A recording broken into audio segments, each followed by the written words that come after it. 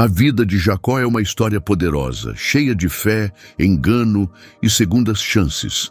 Uma história que ainda fala conosco hoje. Em um mundo onde a esperteza muitas vezes vence a honestidade, sua jornada nos faz refletir sobre as falhas humanas e como um propósito maior pode brilhar mesmo por meio delas. Já pensou como uma pessoa imperfeita pode fazer parte de um plano divino? Prepare-se para conhecer uma história que questiona o que pensamos sobre justiça e perdão e descubra como uma grande nação começou de uma forma inesperada. Em Gênesis 25:21, conhecemos um casal enfrentando dificuldades. Isaac orou a Deus por sua esposa, pois ela não podia ter filhos. Deus ouviu sua oração e Rebeca finalmente ficou grávida. Naquela época, não poder ter filhos era visto como uma vergonha, e Rebeca conviveu com essa dor por 20 anos. Imagine o desespero que eles sentiram, descendentes de Abraão, que havia recebido a promessa de Deus, mas ainda sem filhos. Mesmo com a oração de Isaac sendo atendida, a situação estava longe de ser simples. Em Gênesis 25:22-23, lemos que os bebês lutavam dentro do ventre de Rebeca, e ela perguntou: "Por que está me acontecendo isso?" Então ela foi buscar a resposta em Deus. Ele lhe disse: "2 nações estão no seu ventre. Elas se tornarão 2 povos distintos. Um será mais forte e o mais velho servirá ao mais novo." Essa gravidez não era apenas uma luta física, era um sinal do conflito que moldaria o futuro de seus filhos e das nações que viriam deles. A mensagem de Deus virou tudo de cabeça para baixo. O mais novo lideraria, e não o mais velho. Mesmo antes de nascerem, Deus já estava estabelecendo um plano que contrariava as expectativas humanas. Gênesis 25:24-26 descreve como foi o nascimento. Quando chegou o momento, Rebeca deu à luz 2 meninos gêmeos. O primeiro nasceu ruivo e muito peludo e foi chamado de Esaú. Seu irmão veio logo depois, segurando o calcanhar de Esaú, e foi chamado de Jacó. Isaac tinha 60 anos quando eles nasceram. Desde o nascimento, era evidente que eles eram muito diferentes. Esaú, o primogênito, tinha um visual selvagem e se tornaria um homem impulsivo e corajoso. Jacó, que já nasceu segurando o calcanhar do irmão, demonstrava desde cedo ser astuto e determinado. À medida que cresceram, as diferenças entre eles ficaram ainda mais evidentes. Em Gênesis 25:27-28, está escrito que Esaú se tornou um caçador habilidoso, amante da vida ao ar livre. Jacó preferia uma vida tranquila e ficava próximo das tendas. Isaac gostava mais de Esaú por causa da caça, enquanto Rebeca preferia Jacó. Esaú virou o típico homem do campo, valente e experiente. Jacó, mais pacato e caseiro, levava uma vida diferente. Até os pais tomaram partidos, cada um se conectando mais com um dos filhos.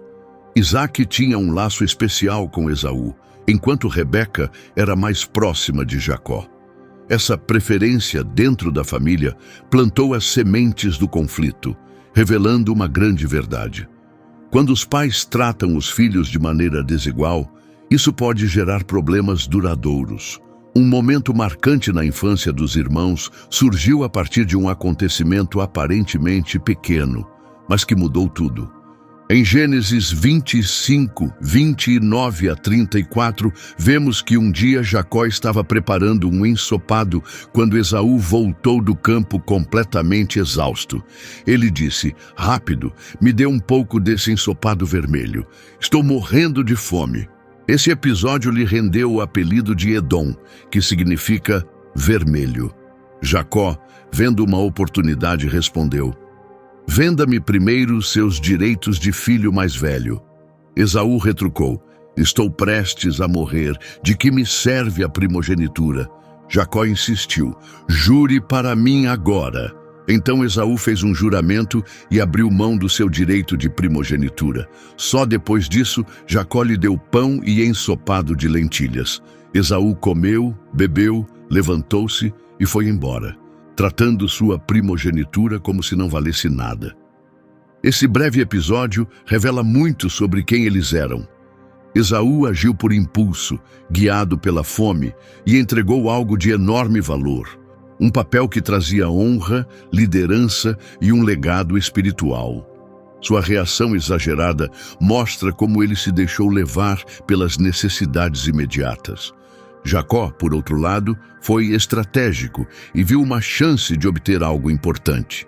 Embora suas ações possam parecer injustas hoje, elas mostram que ele entendia bem o valor da primogenitura e estava disposto a fazer o necessário para conquistá-la. Esse acordo, trocando um papel valioso por uma simples refeição, se tornou uma imagem duradoura da negligência de Esaú e da ambição de Jacó. A Bíblia não diz diretamente se Jacó estava certo ou errado naquele momento, mas o que vem depois mostra o quanto essa decisão foi séria. A primogenitura não era apenas uma questão de herança. Ela incluía as bênçãos de Deus e a responsabilidade de conduzir o futuro da família. Ao não valorizar sua primogenitura, Esaú mostrou que não entendia totalmente, nem se importava de verdade com as promessas que Deus havia feito à sua família. Para Jacó, isso era apenas o começo. Receber a primogenitura marcou o início da sua jornada para se tornar o escolhido a continuar a aliança de Deus. Sua maneira de agir não foi perfeita, mas seu foco em garantir a bênção divina apareceria repetidas vezes em sua história. Esse momento foi apenas o início de muitos outros que viriam. A astúcia de Jacó o ajudaria a subir na vida, mas também o levaria a enfrentar lutas e perigos. Sua vida nos mostra que até pessoas cheias de falhas podem fazer parte de um plano maior, e que nossas escolhas podem moldar muito mais do que apenas o nosso próprio futuro. Em Gênesis 27, versículo 1 a 4, encontramos Isaque já idoso e quase cego. Ele chamou seu filho mais velho, Esaú, dizendo: "Meu filho." E Esaú respondeu: "Aqui estou, pai." Isaque disse: "Estou velho e não sei quanto tempo ainda tenho. Pegue seu arco e suas flechas, vá ao campo e casse uma caça para mim. Depois, prepare a comida do jeito que eu gosto e me traga. Depois que eu comer, vou te dar a minha bênção antes de morrer." A idade de Isaque e sua visão fraca criaram um momento cheio de urgência e ternura. Ele sentia que seu fim estava próximo e queria passar uma bênção significativa para seu filho mais velho. Essa bênção não era apenas uma despedida carinhosa. Ela carregava um peso espiritual profundo e definiria o futuro de quem a recebesse. Ao planejar abençoar Esaú, Isaque mostrou que ainda o favorecia, mesmo depois de ele ter trocado sua primogenitura. Talvez Isaque não soubesse do acordo entre os irmãos, ou talvez achasse que isso não importava. De qualquer forma, sua decisão desencadeou uma série de eventos que mudariam tudo para a família. Em Gênesis 27, 5 a 10, vemos Rebeca intervir com um plano próprio. Ela ouviu Isaque conversando com Esaú. Assim que Esaú saiu para caçar, ela foi até Jacó e disse: "Acabei de ouvir seu pai pedir ao seu irmão que traga uma caça e prepare uma refeição para abençoá-lo antes de morrer. Agora preste atenção e faça o que eu disser. Vá até o rebanho e traga 2 bons cabritos. Eu vou preparar a comida do jeito que seu pai gosta. Depois, você levará para ele e receberá a bênção em lugar do seu irmão." O plano de Rebeca era ousado e arriscado. Ela não estava apenas contrariando os desejos de Isaque. Estava colocando Jacó em uma situação que poderia acabar muito mal. Seus motivos eram vários. Ela lembrava da mensagem de Deus de que o mais velho serviria ao mais novo. Preferia claramente Jacó. E talvez acreditasse que ele era o mais preparado para continuar o legado da família. Preparar a refeição era só o começo. Gênesis 27, 11 a 17, explica como o engano foi colocado em prática. Jacó ficou apreensivo e disse: "Mas Esaú é peludo, e eu tenho a pele lisa. Se meu pai me tocar, vai perceber que estou mentindo. Em vez de uma bênção, vou receber uma maldição. Rebeca respondeu: se houver maldição, que caia sobre mim. Apenas faça o que eu disse. Vá buscar os cabritos. Jacó obedeceu. E Rebeca preparou a comida do jeito que Isaque gostava. Depois, ela vestiu Jacó com as melhores roupas de Esaú e cobriu suas mãos e o pescoço com peles de cabrito para imitar os pelos do irmão. Por fim, deu a refeição e o pão para que ele levasse ao pai. Essa parte da história mostra a preocupação de Jacó, não porque achasse errado mentir, mas porque tinha medo de ser descoberto. A resposta de Rebeca, assumindo toda a responsabilidade pelas consequências, mostra sua determinação em fazer o plano dar certo. O uso das roupas de Esaú e das peles mostra até onde estavam dispostos a ir para enganar Isaque. Gênesis 27, 18 a 29, relata o momento tenso em que Jacó se aproxima do pai. Ele entrou no quarto e disse: Pai. Isaque respondeu: Sim, quem é você, meu filho? Jacó disse: Sou Esaú, seu filho mais velho. Fiz o que o Senhor pediu. Por favor, sente-se e coma a comida que preparei para que possa me abençoar. Isaque, desconfiado, perguntou: Como você encontrou a caça tão rápido, meu filho? Jacó respondeu: O Senhor, seu Deus, me ajudou a conseguir. Isaque disse: Chegue mais perto para que eu possa te tocar e saber se você é realmente Esaú. Neste ponto, a pressão é evidente. Jacó continua mentindo, chegando até a usar o nome de Deus para tornar sua história mais convincente. Isaque percebe que algo está estranho e insiste em tocar Jacó para ter certeza. Nos versículos 22 a 23, Jacó se aproximou. Isaque o tocou e disse: A voz é de Jacó, mas as mãos são de Esaú. Ele não reconheceu Jacó por causa das peles de cabrito em suas mãos, que pareciam as de Esaú.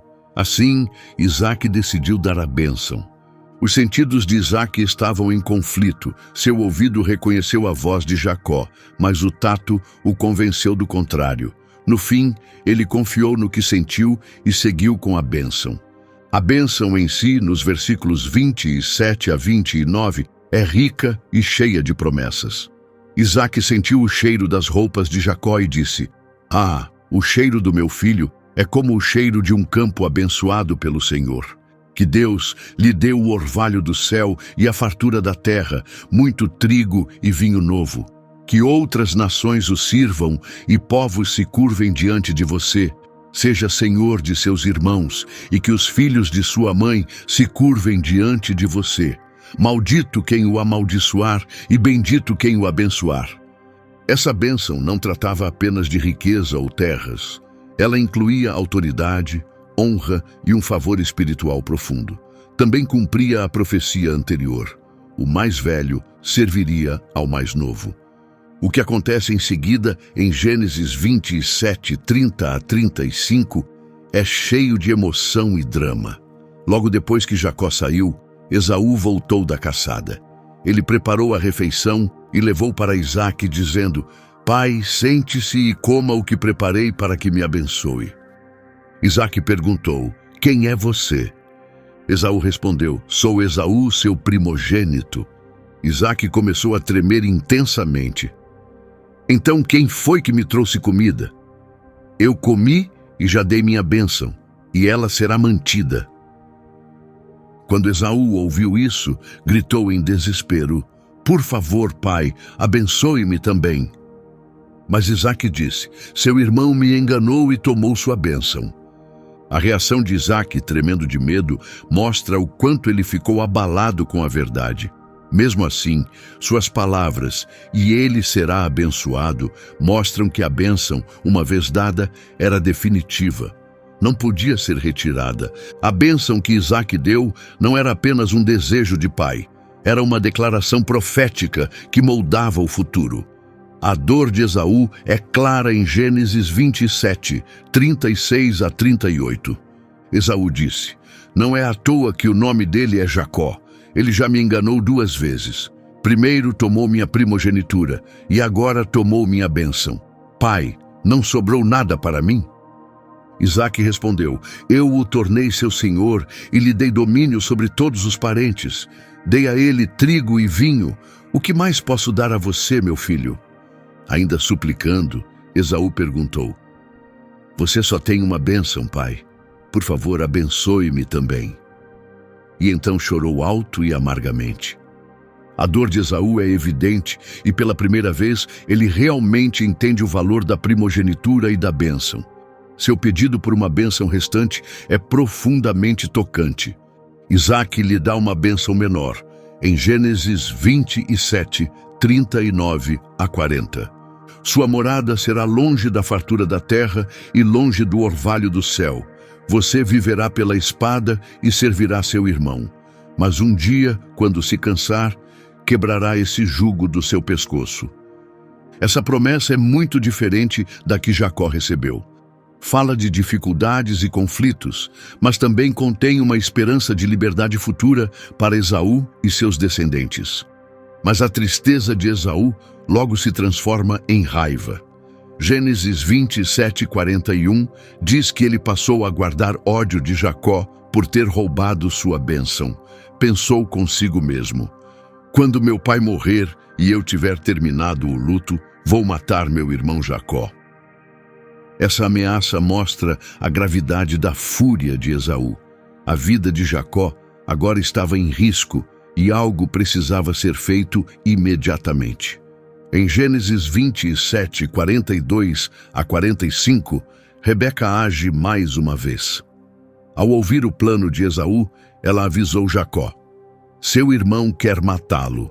Agora escute, fuja para a casa do meu irmão Labão, em Harã. Fique com ele até que Esaú se acalme e esqueça o que aconteceu.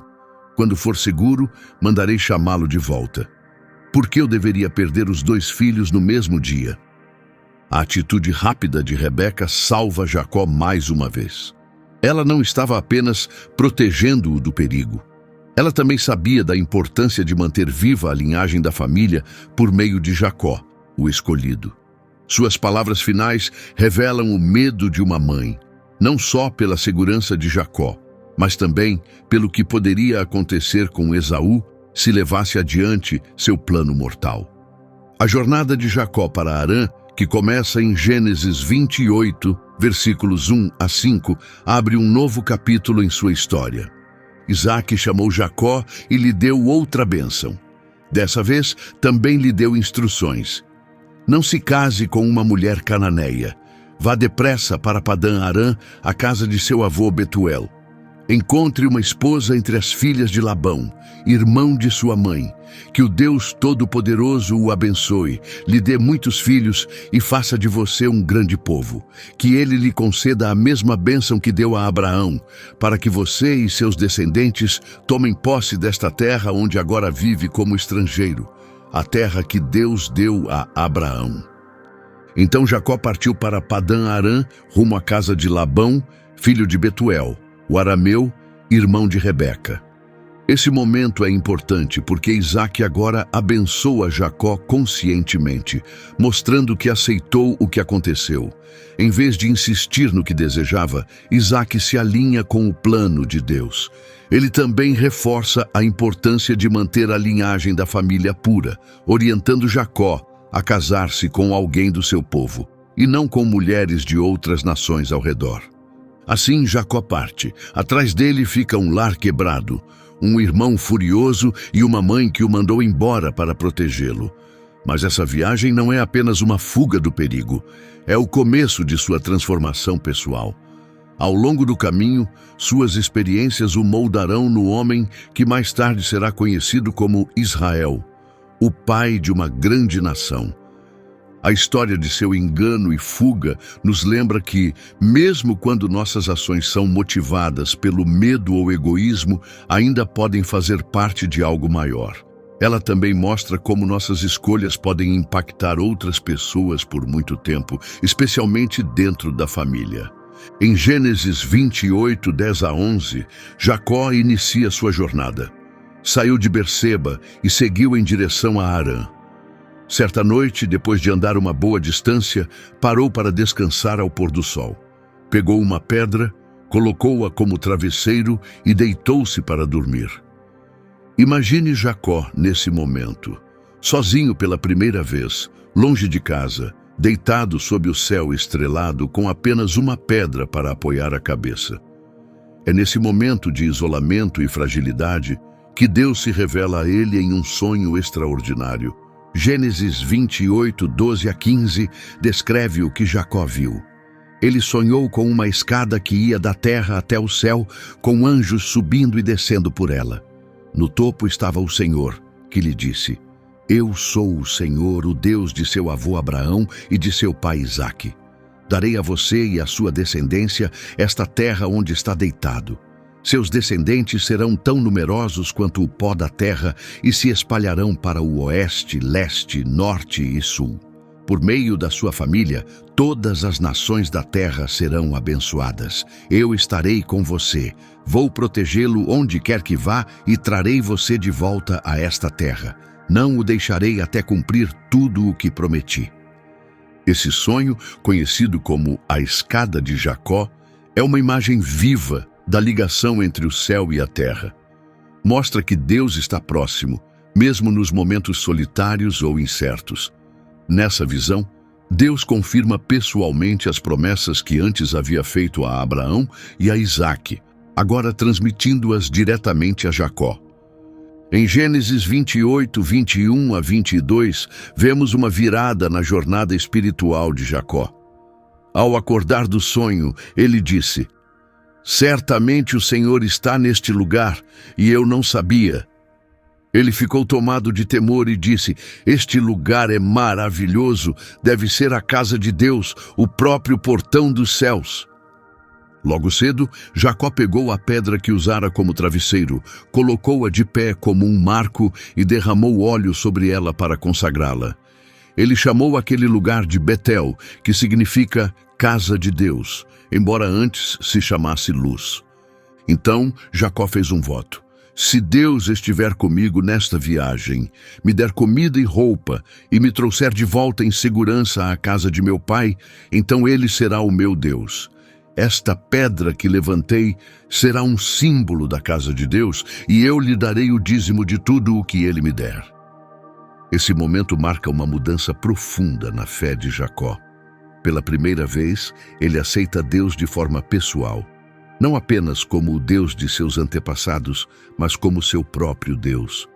É o início de um relacionamento verdadeiro com o divino. A jornada de Jacó continua em Gênesis 29, versículo 1 a 12, quando ele chega a Harã e encontra Raquel numa cena cheia de significado. Ele viajou até chegar a uma região do Oriente. Lá, viu um poço num campo com 3 rebanhos de ovelhas descansando por perto. Uma grande pedra cobria o poço, e era costume esperar que todos os rebanhos chegassem antes de remover a pedra e dar água aos animais. Jacó aproximou-se dos pastores e perguntou: Meus irmãos, de onde vocês são? Somos de Harã, responderam. Conhecem Labão, neto de Naor? Perguntou Jacó. Sim, conhecemos, disseram eles. Ele está bem, continuou Jacó. Está sim, responderam. E veja, a filha dele, Raquel, está chegando com as ovelhas. Jacó percebeu que o sol ainda estava alto e disse: Ainda não é hora de recolher os rebanhos. Por que não dão água às ovelhas e as deixam voltar ao pasto? Mas os pastores responderam: Não podemos, precisamos esperar que todos os rebanhos estejam aqui. Só então tiramos a pedra do poço e damos água aos animais. Enquanto conversavam, Raquel chegou com as ovelhas de seu pai. Ela trabalhava como pastora. Assim que Jacó a viu, sua prima, filha de seu tio Labão, ele avançou, removeu sozinho a pesada pedra do poço e deu água às ovelhas de Labão. Tomado pela emoção, Jacó beijou Raquel e começou a chorar. Ele contou quem era, filho de Rebeca, parente dela. Raquel correu para contar a novidade ao pai.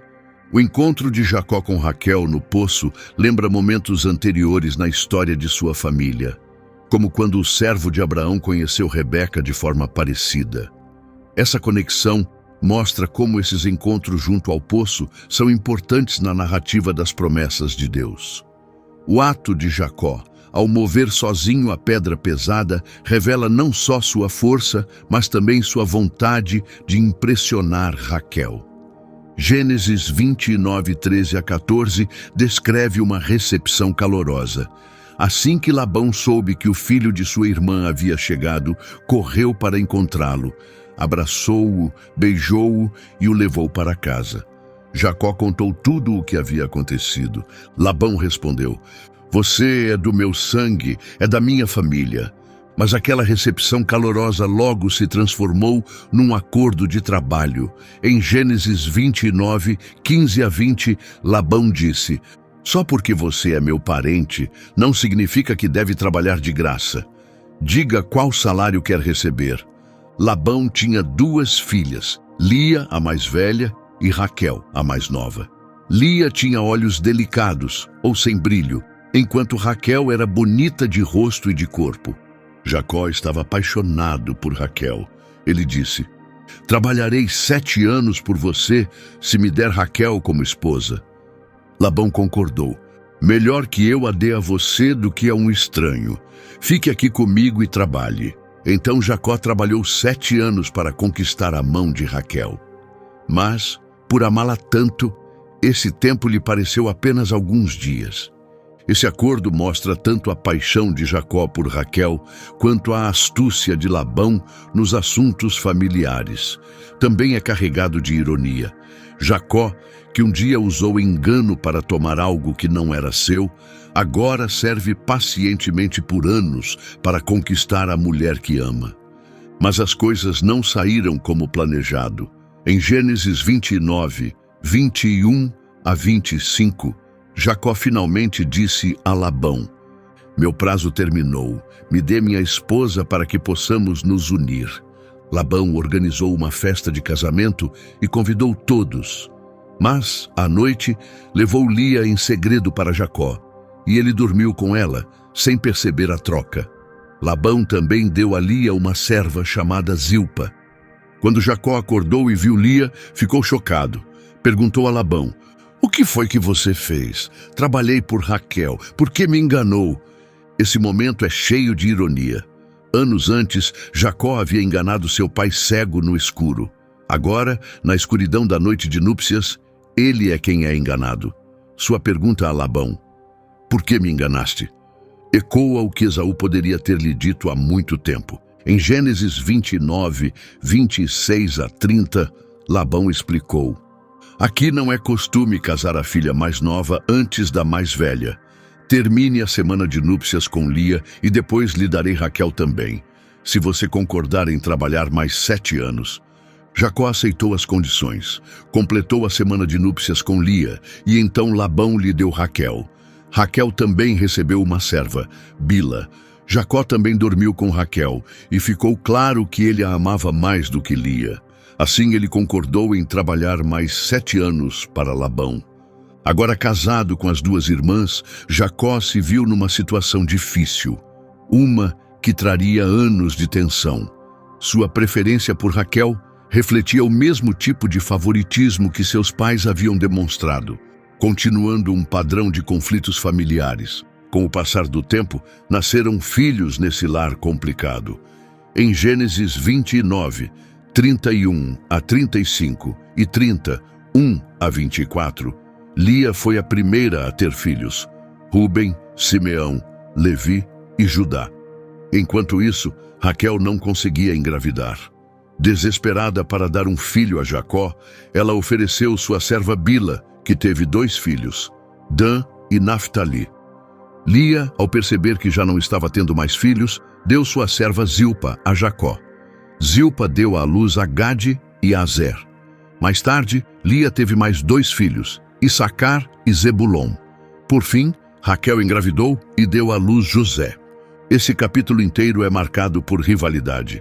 Cada mulher competia pela atenção de Jacó e esperava conquistar seu amor através da maternidade. Os nomes que davam aos filhos muitas vezes refletiam seus sentimentos ou desejos, anseio, gratidão ou sensação de vitória. Durante esses anos em Harã, Jacó passou de um jovem solteiro para o líder de uma família grande e complicada. Ele suportou enganos, trabalhou duro e enfrentou desafios emocionais, tudo isso enquanto via o início da promessa de Deus se cumprir. Ele estava se tornando pai de um grande povo. Em Gênesis 30, 25 a 28, Jacó finalmente expressou o desejo de voltar para casa. Após o nascimento de José, ele disse a Labão: "Deixe-me voltar para minha terra natal. Dê-me minhas esposas e meus filhos, pelos quais trabalhei, e partirei. Você sabe o quanto trabalhei para você." Mas Labão não queria deixá-lo ir. "Se posso contar com o seu favor, por favor, fique", disse ele. "Aprendi por sinais que o Senhor me abençoou por sua causa. Diga quanto quer, e eu pagarei." Isso mostra o quanto Labão havia passado a depender de Jacó, não apenas como parente, mas como fonte de sua prosperidade crescente. Labão não queria perdê-lo. Em Gênesis 30, 29 a 43, Jacó fez uma proposta que, à primeira vista, parecia desvantajosa. Ele ficaria apenas com os animais manchados e salpicados dos rebanhos de Labão. Mas, através de técnicas cuidadosas de reprodução e talvez com a ajuda divina, os rebanhos de Jacó aumentaram e ele se tornou muito rico. Esse sucesso não passou despercebido. Em Gênesis 31, versículos 1 a 3, os filhos de Labão começaram a reclamar: "Jacó se apossou de toda a riqueza do nosso pai." Jacó percebeu que a atitude de Labão também havia mudado. Então Deus falou com Jacó: "Volte para a terra dos seus pais e para a sua família. Eu estarei com você." Em Gênesis 31, 4 a 13, Jacó chamou Raquel e Lia discretamente até o campo e explicou tudo. Contou como a atitude do pai delas havia mudado, como ele havia trabalhado com fidelidade e como Deus lhe aparecera em sonho, dizendo que era hora de partir. As esposas de Jacó apoiaram sua decisão, concordando que o pai as havia tratado injustamente. Em Gênesis 31, 17 a 21, lemos que Jacó aproveitou um momento em que Labão estava ocupado tosqueando suas ovelhas. Colocou seus filhos e esposas em camelos, reuniu todos os seus bens, animais e riquezas que conquistara em Padã-Arã e partiu rumo a Canaã, com o objetivo de voltar para seu pai Isaque. Enquanto isso, Raquel pegou escondido os ídolos domésticos de seu pai. Jacó saiu sem dizer nada a Labão, escapando silenciosamente. Cruzou o rio Eufrates e seguiu em direção à região montanhosa de Gileade. A decisão de Raquel de roubar os ídolos da família adiciona um toque de mistério. Isso pode indicar que, apesar de tudo, ela ainda não estava completamente pronta para romper os laços com seu passado ou com a casa de seu pai. Em Gênesis 31, vemos a reação de Labão. No terceiro dia, ele soube que Jacó havia partido. Furioso, reuniu seus parentes e perseguiu Jacó por uma semana inteira até alcançá-lo nas colinas de Gileade. Naquela noite, antes de encontrar Jacó, Labão teve um sonho. Nele, Deus o advertiu: "Cuidado com o que vai dizer a Jacó. Não diga nada, nem bom nem mal." Quando Labão chegou, Jacó já havia armado acampamento. Labão e seu grupo acamparam ali perto. Essa mensagem divina mostra, mais uma vez, que Deus estava protegendo Jacó, mesmo ele tendo saído sem avisar e mesmo Raquel tendo roubado algo do pai. O confronto acontece em Gênesis 31, 26 a 42. Labão exigiu explicações, perguntando por que Jacó havia ido embora em segredo e levado suas filhas como se fossem prisioneiras. Também o acusou de ter roubado seus ídolos domésticos. Jacó, sem saber o que Raquel havia feito, permitiu que Labão revistasse tudo. Raquel, escondendo os ídolos debaixo de sua cela, disse que não podia se levantar por estar em seu período menstrual. Labão não encontrou os objetos roubados. Então Jacó, irritado, desabafou: "Trabalhei para você durante 20 anos, nenhum dos seus animais abortou e eu nunca comi dos seus rebanhos." Quando um animal era atacado por feras, eu mesmo assumia o prejuízo. Suportei calor escaldante de dia e frio cortante à noite. Muitas vezes nem dormi. Trabalhei 14 anos por suas filhas e 6 pelos seus rebanhos. Você mudou meu salário 10 vezes. Se não fosse o Deus do meu pai, o Deus de Abraão e aquele a quem Isaque teme, você me teria mandado embora de mãos vazias. Mas Deus viu o meu sofrimento e o meu trabalho. Foi por isso que ele o confrontou ontem à noite. Esse discurso apaixonado mostra como Jacó se sentia injustiçado e incompreendido. Ele acreditava que, apesar dos enganos de Labão, Deus esteve ao seu lado e lhe fez justiça. Depois disso, foi feito um acordo de paz, em Gênesis 31, 43 a 55. Para selar a aliança, construíram um monte de pedras como sinal da promessa de não se fazerem mal. Labão o chamou de Jegar Saaduta em aramaico e Jacó o chamou de Galeede em hebraico, ambos significando monte de testemunho. Por fim, em Gênesis 31, vemos a despedida emocionante. De manhã cedo, Labão beijou suas filhas e netos, abençoou-os e partiu. Então, os dois grupos seguiram caminhos diferentes. Jacó partiu de volta para sua terra natal. Com essa despedida, uma fase importante de sua vida se encerrava. Ele já não era o jovem que fugira. Agora era o líder de uma família grande e próspera. Gênesis 32, 1 a 2, descreve brevemente um momento espiritual, quando Jacó prosseguiu sua jornada e encontrou anjos de Deus.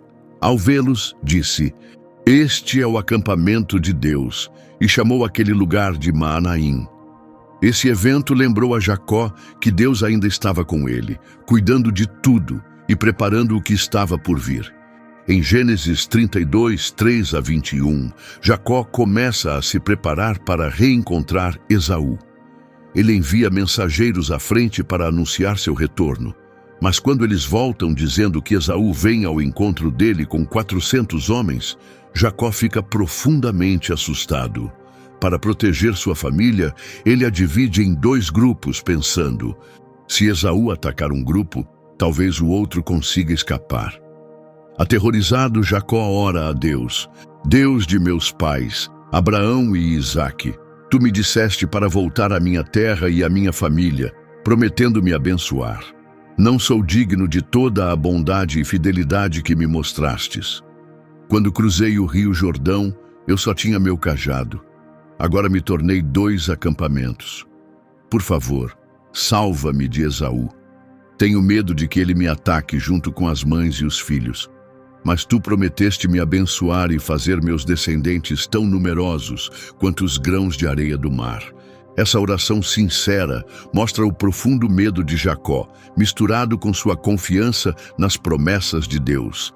Ele sabia que não era perfeito, mas agarrava-se à palavra do Senhor.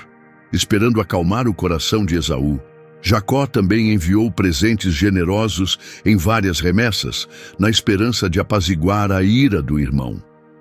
Assim, seus preparativos para um encontro temido há 20 anos estavam completos. O homem que um dia fugiu com medo, agora voltava com riquezas e responsabilidades, mas ainda carregando o peso de escolhas passadas e apegando-se à fé. Gênesis 32, 22 a 32, narra um dos momentos mais misteriosos e marcantes da história de Jacó, sua luta com um ser divino em Peniel. Naquela noite, Jacó se levantou, levou suas esposas, servos e 11 filhos e os fez atravessar o rio Jaboque. Depois de enviar todos à frente com seus pertences, Jacó ficou sozinho. Ali, um homem lutou com ele durante toda a noite até o amanhecer. Essa luta intensa refletia o conflito interior de Jacó, enfrentando quem ele havia sido e quem estava se tornando. Quando o homem percebeu que não conseguiria vencer Jacó, tocou na articulação do seu quadril e a deslocou. Em seguida, disse: "Deixe-me ir, já está amanhecendo." Mas Jacó respondeu: "Não o deixarei ir a menos que me abençoe." "Qual é o seu nome?" perguntou o homem. "Jacó", respondeu ele. "A partir de agora", disse o homem, Você se chamará Israel, porque lutou com Deus e com os homens e venceu. Essa mudança de nome indicava uma transformação profunda. Jacó já não era mais aquele que enganava. Agora era alguém que lutava com o divino e resistia. Ele saiu daquela noite marcado pela bênção, mas também fisicamente transformado, mancando como sinal do encontro. A lesão de Jacó permaneceu como lembrança do seu extraordinário encontro com Deus. Logo depois, aconteceu o tão temido reencontro com seu irmão, como relata Gênesis 33, 1 a 11. Ao levantar os olhos, Jacó viu Esaú vindo em sua direção com 400 homens. Em resposta, Jacó organizou sua família, colocou as servas e seus filhos na frente, depois Lia com seus filhos e, por fim, Raquel com José, mais atrás. Ele mesmo foi adiante e se curvou até o chão 7 vezes ao se aproximar de Esaú. Essa atitude cuidadosa e as repetidas reverências mostravam a humildade de Jacó e seu desejo de paz. Mas o que aconteceu em seguida foi surpreendente. Esaú correu ao encontro de Jacó, abraçou-o com força, o beijou e os dois choraram. Esse reencontro foi marcante. O calor do abraço de Esaú e suas lágrimas deixaram claro que a raiva do passado havia desaparecido. A conversa entre eles também refletiu generosidade mútua. Embora Esaú inicialmente recusasse os presentes, Jacó insistiu: "Por favor, aceite este presente. É um sinal da bondade de Deus para comigo. Tenho mais do que preciso." Após esse reencontro emocionante, os irmãos se separaram em bons termos. Gênesis 33, 16 a 17, explica que Esaú voltou para Seir, enquanto Jacó seguiu para Sucote. Lá, ele se estabeleceu, construiu uma casa e fez abrigos para seus animais. Por isso, o lugar ficou conhecido como Sucote. A permanência de Jacó em Sucote e depois sua mudança para Siquém marcou uma nova etapa em sua jornada. Gênesis 33, 18 a 20, conta que depois de chegar em segurança a Siquém, vindo de Padã Arã, Jacó acampou perto da cidade. Ele comprou um pedaço de terra dos filhos de Amor, pai de Siquém, por 100 moedas de prata e armou sua tenda ali. Jacó então construiu um altar e o chamou de El Elohe Israel, em honra a Deus. Mas a paz que encontrou em Siquém durou pouco. Gênesis 34 relata um episódio doloroso envolvendo sua filha Diná. Diná, filha de Lia, saiu para se encontrar com as mulheres da região. Enquanto estava lá, Siquém, filho de Amor e líder local, viu Diná, a tomou à força e a violentou. Apesar disso, Siquém se apaixonou por Diná e pediu ao pai que arranjasse o casamento com ela. Mas o dano já havia sido feito e os filhos de Jacó, especialmente Simeão e Levi, ficaram furiosos. Eles começaram a planejar uma vingança pela desonra de sua irmã. Simeão e Levi enganaram os homens de Siquém, concordando com o casamento sob uma condição: que todos os homens da cidade fossem circuncidados.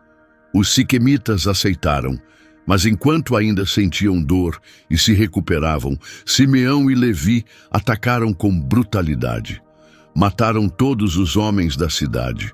Jacó ficou horrorizado com o que haviam feito. Em Gênesis 34, 30, ele disse: "Vocês me causaram um grande problema. Agora os cananeus e os perizeus, os povos desta terra, vão nos odiar. Somos poucos, e se eles se unirem contra nós, toda a nossa família será destruída." Depois desse ato violento, Deus disse a Jacó para ir a Betel. Em Gênesis 35, 2 a 3, Jacó reuniu sua família e disse: "Joguem fora todos os deuses estrangeiros que têm com vocês. Purifiquem-se e troquem de roupa. Vamos subir a Betel. Lá construirei um altar ao Deus que me ajudou nos momentos mais difíceis e que tem estado comigo em todos os lugares por onde passei." Em Betel, Deus falou novamente com Jacó, confirmando as promessas feitas há muito tempo. Em Gênesis 35, 10 a 12, Deus disse: seu nome é Jacó, mas a partir de agora será Israel. Então Deus o abençoou, dizendo: Eu sou o Deus Todo-Poderoso, tenha muitos filhos, de você nascerá uma nação, e muitas nações. Até reis sairão de seus descendentes. A terra que dei a Abraão e Isaque, agora dou a você e aos seus filhos depois de você. Enquanto continuavam a viagem de Betel rumo a Efrata, Raquel entrou em trabalho de parto. Gênesis 35, 16 a 20, descreve como, ao se aproximarem de Efrata, o parto de Raquel se tornou extremamente difícil. Durante o nascimento, a parteira tentou consolá-la, dizendo: Não tenha medo, você teve outro filho. Mas Raquel estava morrendo. Com seu último suspiro, ela chamou o bebê de Benoni, que significa filho da minha tristeza. No entanto, Jacó mais tarde deu ao menino o nome de Benjamim. Raquel morreu e foi sepultada ao longo do caminho para Éfrata, hoje conhecida como Belém. Sua morte foi um momento de imensa dor para Jacó, marcando a perda de alguém que ele amava profundamente. Como se essa tristeza não bastasse, Jacó enfrentou outro momento doloroso. Em Gênesis 35, 22, é mencionado brevemente que, enquanto estavam naquela região, Rúben, o filho mais velho de Jacó, se deitou com Bila, a concubina de seu pai. Jacó ficou sabendo. Embora não sejam dados detalhes, esse ato mais tarde afetaria a posição de Rúben na família e lhe custaria o direito de primogenitura. Apesar desses acontecimentos difíceis, esse capítulo da vida de Jacó mostra uma mistura de despertar espiritual e sofrimento pessoal. Ele encontrou paz com Deus e voltou à sua família, mas não sem perdas e traições. Gênesis 35, 27 conta que Jacó finalmente chegou à casa de seu pai Isaque, em Manre, perto de Kiriat Arba, também chamada de Hebrom, onde viveram Abraão e Isaque. A jornada de Jacó se completava ao retornar ao lar, reconectando-se com o lugar onde tudo havia começado. Em Gênesis 35, 28 a 29, lemos sobre a morte de Isaque. Ele viveu até os 180 anos e morreu em paz, tendo tido uma vida longa e plena. Seus filhos, Esaú e Jacó, se reuniram novamente para sepultá-lo, unidos brevemente pela dor. A partir daqui, o foco da história se volta para José, o filho que Jacó mais amava. Gênesis 37, 3 a 4, revela que Israel, como Jacó agora é chamado, amava José mais do que os outros filhos, pois ele havia nascido em sua velhice. Para demonstrar esse carinho, deu a José uma túnica especial, muitas vezes descrita como colorida ou ornamentada. Esse favoritismo evidente não passou despercebido. Os irmãos de José viam o quanto o pai o preferia e passaram a odiá-lo. Não conseguiam nem falar com ele de forma amigável. Essa tensão familiar refletia a infância do próprio Jacó, quando ele também havia sido o filho favorito, o preferido da mãe. A situação piorou quando José começou a compartilhar seus sonhos. Em Gênesis 37, 5 a 11, ele contou um sonho em que seu feixe de trigo ficava de pé, enquanto os feixes dos irmãos se curvavam diante dele. Em outro sonho, o sol, a lua e 11 estrelas se inclinavam perante ele. Esses sonhos só aumentaram o ressentimento dos irmãos. Até Jacó o repreendeu por causa do segundo sonho, embora tenha guardado aquilo no coração. O que ninguém percebia era que esses sonhos apontavam para o papel que José teria no futuro, o de salvá-los. Então veio o ponto de virada, a traição dos irmãos de José. Em Gênesis 37, 18 a 20, ao vê-lo se aproximando de longe, começaram a conspirar. Lá vem o sonhador, vamos matá-lo e jogá-lo num poço. Diremos que um animal selvagem o atacou, aí veremos o que acontece com os sonhos dele. Mas Rúben interveio para protegê-lo. Como relata Gênesis 37, 21 a 22, Rúben disse: Não o matem, Joguem-no neste poço no deserto, mas não toquem nele. Ele disse isso porque planejava voltar mais tarde para resgatá-lo e devolvê-lo ao pai. Antes que Rúben pudesse agir, Judá sugeriu outra coisa. Em Gênesis 37, 26 a 28, Judá disse: Que proveito teremos em matar nosso irmão e esconder o crime? Vamos vendê-lo aos ismaelitas. Afinal, ele é nosso irmão. Os outros concordaram. Quando um grupo de mercadores midianitas passou, tiraram José do poço e o venderam por 20 moedas de prata. Os mercadores levaram José ao Egito. Para encobrir a traição, os irmãos inventaram uma mentira. Gênesis 37, 31 a 33 conta que pegaram a túnica de José, mataram um bode e mancharam a roupa com sangue. Levaram ao pai e disseram: Encontramos isto, veja se é a túnica do seu filho. Jacó a reconheceu imediatamente. É a túnica do meu filho, disse. Certamente foi despedaçado por um animal selvagem. Jacó ficou arrasado. Em Gênesis 37, 34 a 35, lemos que ele rasgou suas roupas, vestiu-se de pano de saco e chorou por muitos dias. Embora seus filhos e filhas tentassem consolá-lo, ele recusava qualquer conforto.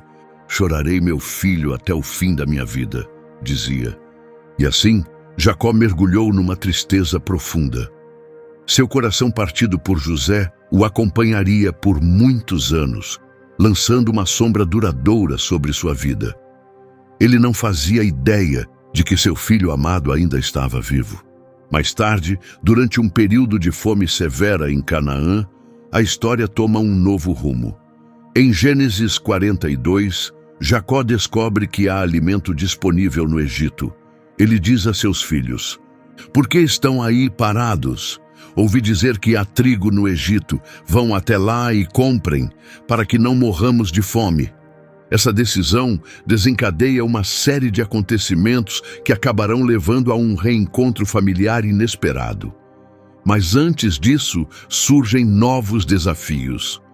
No Egito, Simeão é mantido como refém, e o governante exige que levem o irmão mais novo, Benjamim, na próxima viagem. Isso coloca Jacó numa situação dolorosa. Em Gênesis 42, 36, Jacó desabafa com seus filhos. Vocês já tiraram meus filhos de mim. José se foi. Agora Simeão também. E ainda querem levar Benjamim. Tudo parece estar contra mim. O medo de perder Benjamim, o único outro filho de Raquel, o faz hesitar. Mas, com a fome se agravando, Judá assume a responsabilidade. Ele promete proteger Benjamim e Jacó finalmente concorda em deixá-los voltar ao Egito. Em Gênesis 43, 11 a 14, Jacó dá instruções e uma bênção comovente. Se tiver de ser assim, levem presentes, um pouco de bálsamo, mel, especiarias, mirra, pistaches e amêndoas. Levem o dobro do dinheiro para devolverem o que foi colocado nos sacos. Talvez tenha sido um engano, e levem seu irmão Benjamim. Vão depressa até o homem, que o Deus Todo-Poderoso lhes conceda misericórdia diante dele, para que ele liberte seu irmão e Benjamim. Mas se eu tiver de perdê-los, que assim seja. O momento em que José finalmente revela sua identidade é um dos mais emocionantes de todo o livro de Gênesis. Em Gênesis 45, José se revela aos seus irmãos, que ficam espantados. Ele então os envia de volta com uma poderosa mensagem para o pai. Gênesis 45, 9 a 11, registra suas palavras. Voltem rapidamente ao meu pai e digam: seu filho José diz: Deus me fez governador de todo o Egito. Venha depressa para junto de mim. Vocês viverão perto de mim na terra de Gósen. Você, seus filhos, netos, seus animais e tudo o que possui. Eu cuidarei de vocês lá, pois ainda restam 5 anos de fome. Sem ajuda, vocês perderiam tudo. Quando os irmãos contaram a Jacó que ele deveria se mudar para o Egito, ele mal podia acreditar no que ouvia. Como diz Gênesis 45, 26 a 28. José está vivo, ele é governador de todo o Egito. Mas Jacó ficou em choque e não acreditou de imediato. Quando explicaram tudo o que José havia dito e ele viu as carruagens que o filho havia enviado, seu espírito se reanimou. Então Israel disse: é verdade, meu filho José está vivo, preciso vê-lo antes de morrer. A dúvida de Jacó era compreensível, a notícia era surpreendente. Mas, em Berseba, ele recebeu uma mensagem de Deus, conforme Gênesis 46, 2-4. Deus o chamou de noite, dizendo: Jacó, Jacó. E ele respondeu: aqui estou. Então Deus disse: eu sou o Deus de seu pai. Não tenha medo de descer ao Egito. Lá eu farei de você uma grande nação. Eu irei com você e prometo trazê-lo de volta. José estará ao seu lado quando sua vida chegar ao fim. A viagem ao Egito e o reencontro com José são descritos em Gênesis 46, 29-30. José preparou sua carruagem e foi até Gósen encontrar-se com seu pai. Assim que o viu, abraçou-o com força e chorou por muito tempo. Israel disse: agora posso morrer em paz, pois vi com meus próprios olhos que você está vivo. Estabelecer-se em Gósen marcou o capítulo final da jornada de Jacó. Gênesis 47, 7-10 relata o momento em que Jacó conheceu o faraó. José apresentou seu pai ao rei e Jacó o abençoou. O faraó perguntou: quantos anos você tem? Jacó respondeu: tenho 130 anos. Minha vida tem sido curta e difícil em comparação com a dos meus antepassados. Depois disso, Jacó abençoou novamente o faraó e se despediu. Jacó passou os últimos 17 anos de sua vida no Egito e foram anos de paz. Como relata Gênesis 47, 27-28, os israelitas se estabeleceram em Gósen. Lá compraram terras, cresceram em número e prosperaram. Jacó viveu 17 anos no Egito e morreu aos 147 anos. Suas bênçãos finais são encontradas nos capítulos 48 e 49 de Gênesis. Jacó acolheu os filhos de José, Efraim e Manassés, como se fossem seus próprios filhos, tornando-os líderes de tribos futuras. Em um gesto surpreendente, cruzou os braços ao abençoá-los, dando a bênção maior ao mais novo, Efraim.